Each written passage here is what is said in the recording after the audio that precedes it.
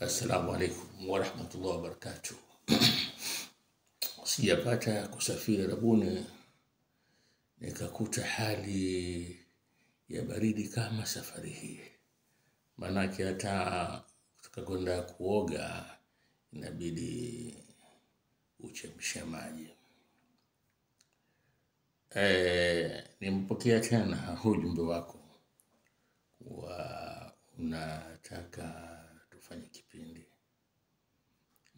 Na mimi nimesema pale pale kama ndo kujibu kwenye ujumbe wangu kwa hali ambayo nchi yetu imejikuta ipo katika uchaguzi wa safari huu ambao ni uchaguzi wa 7. Si vizuri watu wakatia maneno. Huu ni wakati wa sisi ambao huwa tunafanya vipindi tukajadili mambo ya siasa, mimi hasa katika historia, tukakaa kimya. Na faida kukaa kimya ni kuwa unawapa muda viongozi wetu wa kutafakari na kutizama vipi tutatoka. Kwa kweli hili jambo la vurugu zilizotokea nyumbani ni jambo ambalo mimi limenistua. Ngoja nikueleze siku yangu ilikuwaje ile tarehe 29 ile siku ya uchaguzi. Hapa mwenyeji wangu alikuwa amefiwa na jamaa yake. Na hapa wana kawaida kuwa wanapozika siku ya pili wana kitu wanaita aza na kuwa watu wanakutana msikitini. Kila msikiti hapa kuna sehemu wanaita sebule.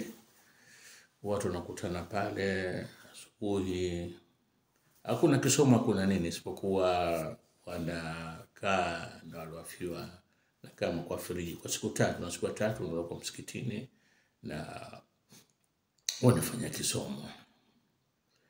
Basi ilikuwa nikamwona yule bwana ambaye amefiwa ndugu yake anaitwa Dr. Munir.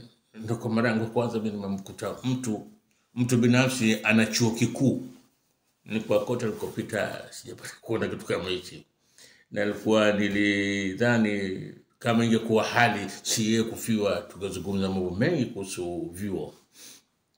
Basi kwa pale tumekaa kama saa 1:30, lakini hasa shughuli yetu ilikuwa ile tarehe 29 ilikuwa kwenda National Museum ya hapa Maskati. National Museum ya Taifa. Kaipo nyingine kiasi cha kilomita kiasi cha saa 2 kwa gari kwenda. Basi tukaenda pale National Museum. Nimepita, nimefanya kazi yangu pale karibu saa 2 na imekuwa nyepesi kwa sababu wenzetu huku wako mbali sana. Mimi nimeona museum, katika museum ambazo kila siku nilikuwa nikihadithia ya watu ni Egyptian Museum ya Cairo. Ile ndio mimi nilikuwa nasema hakuna. Alafu nikaenda kuona Alexandria, uleta Cairo Roman Museum. Lakini museum hii ni wanaweza kusema state of the art. Maana wanakupa kitu kama simu hivi.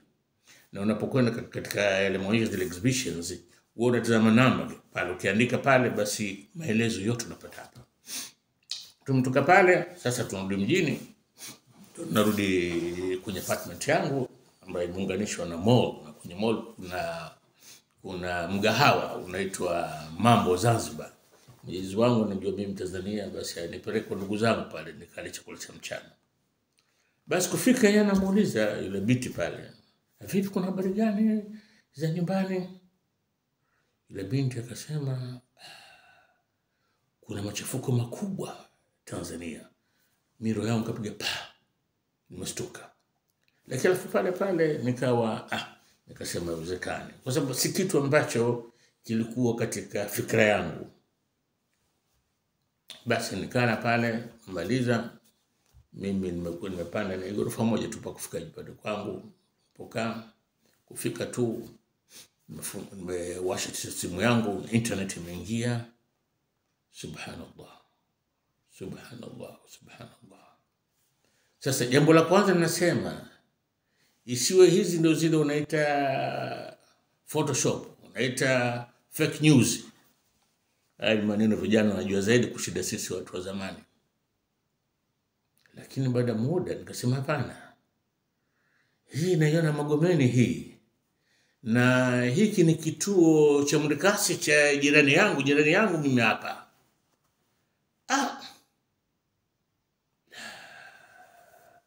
Nimekaa pale na uchovu ule, natizama na kutizama. Kwa kweli nilikuwa katika hali mbaya. Kama kawaida binadamu yote, mtu yote ambaye anapenda nchi yako, si kitu ambacho kinaweza kufanya wewe. Sasa nachosema mimi ni kuwa hili jambo limetokea, na si wakati sasa labda tukasema watu wakalaumiana. Ni wakati wa kutafakari. Na nitakwambia kitu kingine ambacho kimeshangaza sana. Nadhani wewe umeona ile video ambayo nilikujibu unataka tufanye kipindi, nikamwambia pana tusubiri mpaka matokeo ya uchaguzi yatolewe, alafu tunaweza tukafanya kwa utulivu. Ile video sikutegemea mimi kama itatazamwa na watu wengi kiasi hiki, na wewe nadhani unaona watu ambao wameiona ile video. Sema, nini kimewavutia watu katika hii? Kuwa watu wote wamekuja kuitazama hii. Kuna nini huko?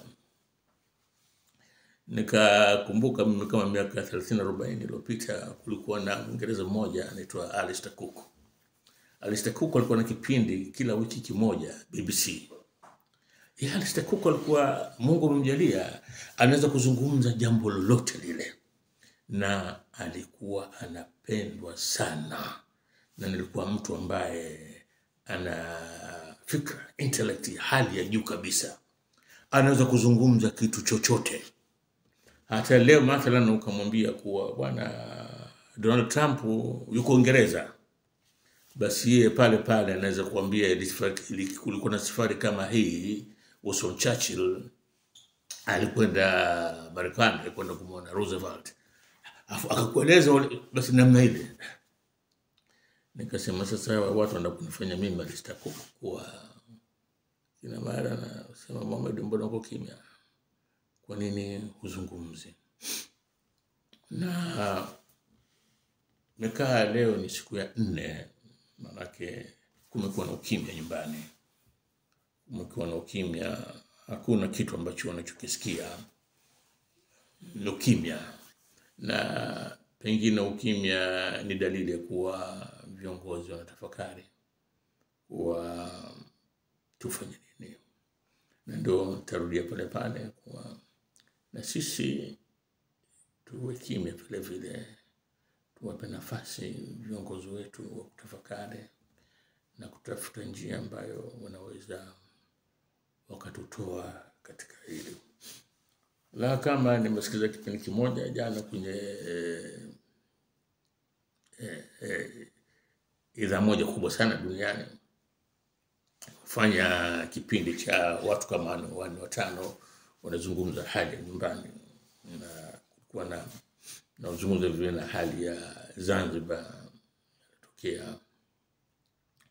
Na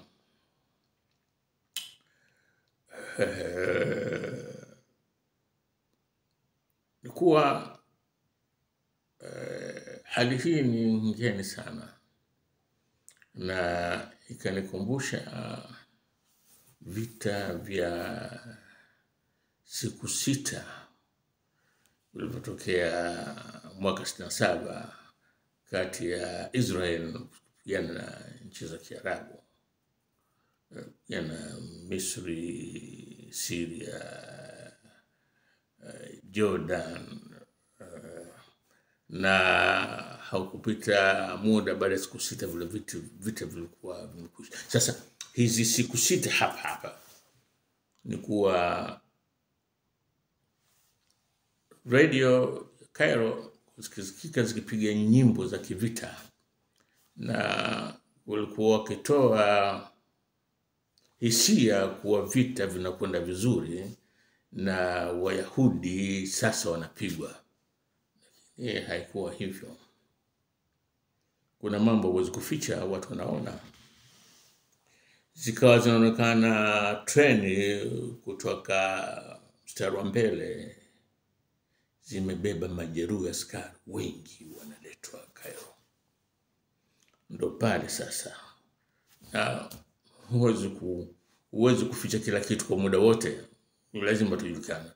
Ndio ikajulikana kuwa hali si nzuri huko kwenye vita, na baada ya siku 6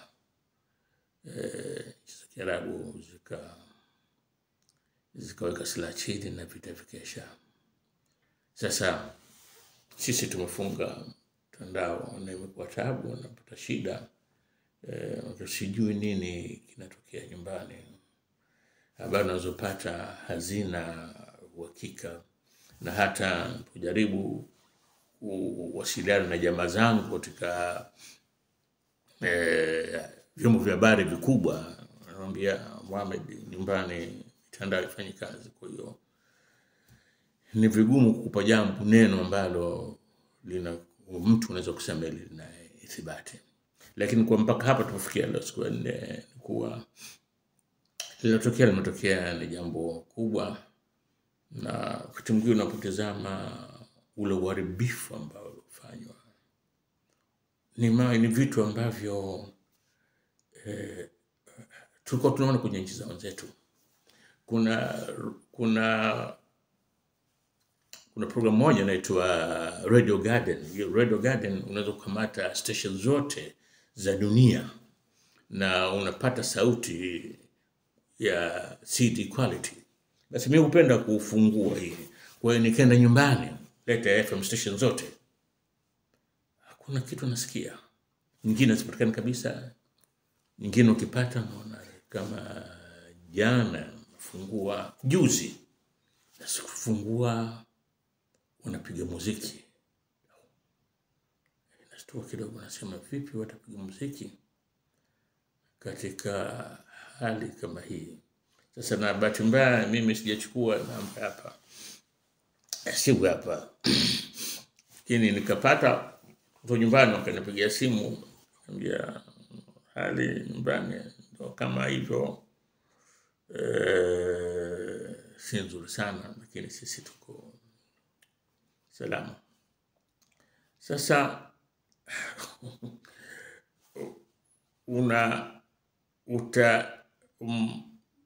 unakuwa huna la kusema, hasa kama hivi viongozi wetu wenyewe kwa muda wamekuwa kimya, kwa tafakari sisi nani tuzungumze. Ni wao kwanza wazungumze, baadaye ndo sisi na tunaweza tukatia letu.